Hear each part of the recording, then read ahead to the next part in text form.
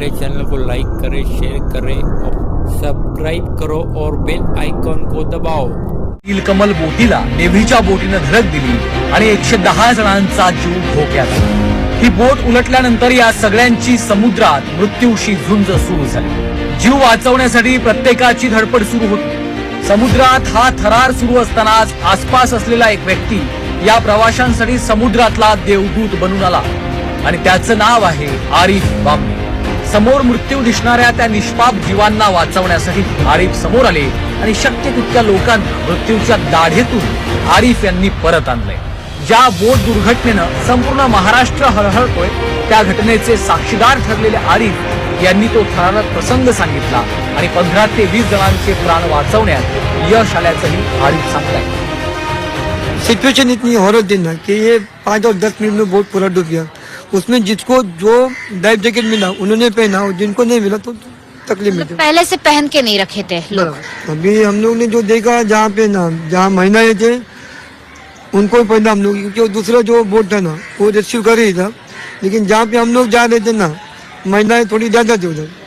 तो जैसे उनको रेस्क्यू किया वो वासुदेव करके एक नेवल का फेरी बोट है उनमें ट्रांसफर कर दिया।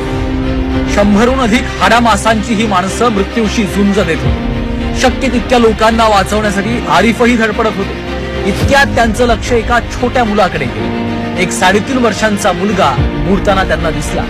आरिफ यांनी कसलाही विचार न करता त्याच्या दिशेने धाव घेतली आणि त्याला वाचवलं। मात्र पाण्यातून बाहेर काढल्यानंतर त्या मुलाचा श्वासोच्छवास पूर्णपणे थांबल्याचं आरिफ यांच्या लक्षात आलं। त्यांनी लगेच त्याला पालथं करून त्याच्या तोंडावाटे पाणी बाहेर काढलं आणि त्या मुलाचा श्वास पुन्हा एकदा सुरू झाला। एका छोट्या मुलाचा जीव वाचवण्याची घटना ऐकून अनेकांच्या डोळ्यात पाणी। छोटे बच्चे थे काफी। छोटा बच्चा था, एक 3.5 साल का बच्चा था, वो ऑलमोस्ट ऑफ हो गया था। तो अपने को थोड़ा नॉलेज है कैसा उसको थोड़ा बचाने का।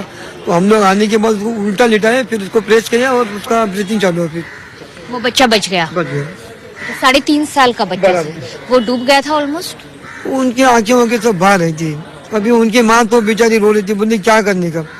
तो समझ में रहा था, मैंने अपने नॉलेज के हिसाब से उसको उल्टा किया और फिर प्रेस करना चालू किया। थोड़ी देर के बाद थोड़ा पानी थोड़ा निकलने के बाद ना उसका ब्रीथिंग चालू हुआ। बोट दुर्घटना घडली त्याच परिसरात आरिफ यांची पूर्वा नावाची बोट होती। देवासारखं धावत येऊन अवघ्या 8 ते 10 मिनिटात आरिफ यांनी जवळपास 15 ते 20 लोकांचे प्राण वाचवले।